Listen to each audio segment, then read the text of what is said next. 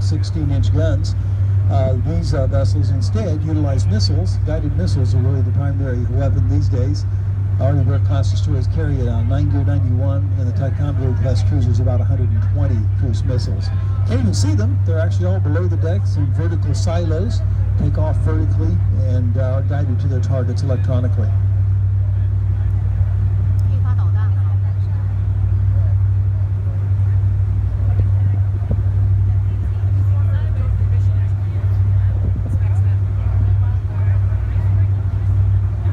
Left-hand side of the ship here, the Coast Guard cutter. Coast Guard is actually a different department than the Navy. U.S. Coast Guard has been responsible over the years for maintaining aids to navigation, issuing commercial licenses, regulating commercial shipping, customs laws, law enforcement, a whole variety of things the Coast Guard does, and primarily search and rescue. This is a Hamilton-class high-endurance Coast Guard cutter. 52, the Pearl Harbor, is another of these amphibious assault ships, designed to transport Marines as well as have on board the equipment they will need to put the troops on the beach and put the equipment they need on the beach. Next up we have USNS Bob Hope, a unique type of cargo ship called a roll-on, roll-off ship. The Navy's answer to how to get cargoes on board quickly, and then when you get to where you need to go, how to get them not only off the ship, but off the ship and rolling off to their land-based destinations, which might be miles from the pier. The answer, put a rampway on the ship and design the ship so you can drive a fully loaded semi-tractor trailer on board. Just park the trailer on board and it's all ready to roll off at whatever destination it needs to go to. Number 4, the USS Coronado is a brand new style of ship called an LCS, a littoral combat ship. Behind her is another version of that. Underneath that one is the Freedom. Both these are littoral combat ships. Very radical looking design. It's known for shallow near coastal operations, highly computerized. All of the newer ships you're looking at have different degrees of this angled look. It is actually a technique to make sure that they are hard to detect by radar.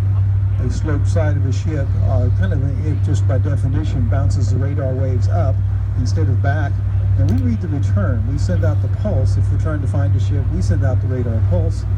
What we see is what bounces back from the ship. So the angled sides kind of scatter that upwards and downwards and not back to our antenna. That's kind of a stealth technology. It makes it difficult to detect, sometimes hard to track and hard to identify, certainly not totally invisible. Next up, a couple of ships to the left, the Cowpens, and the one closer to us here, which is a Arleigh Burke-class destroyer. These are both being worked on, and when ships are being worked on, the crew quarters on board often cannot be used. So the answer is to bring a barracks barge alongside to provide some temporary housing, temporary dining facilities, temporary galley, as the case may need to be.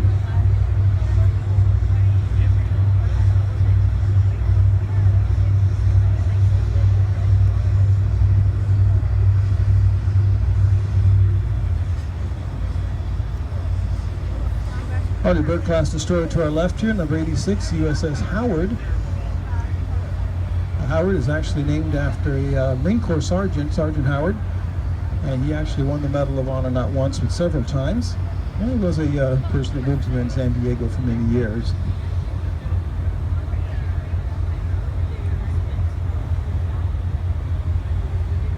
Two smaller vessels are MCMs, mine countermeasure vessels.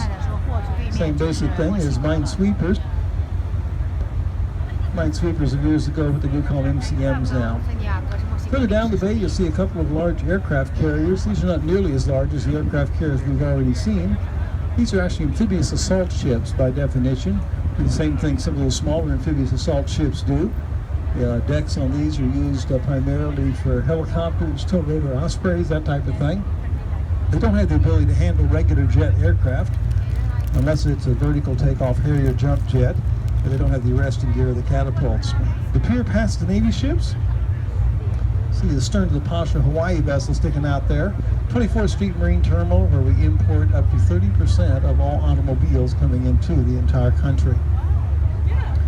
Back behind us there, the hills of Tijuana, Mexico, and the lower reaches of Sandiego Bay that are really a major wildlife and estuary habitat type area. To the left-hand side, out into the setting sun, we're looking over that narrow sand spit called the Silver Strand with the highway running down it. That's the land area that connects Coronado to the coastline. Other side of that is the open ocean, but there is no way to get to there from here without going ahead of us under the bridge with a big left-hand U-turn out to the Pacific. Well, folks, this is our last tour of the day, so we are going to be doing last call for the snack bar. If you care for anything to eat or drink, check in with our folks here at the snack bar.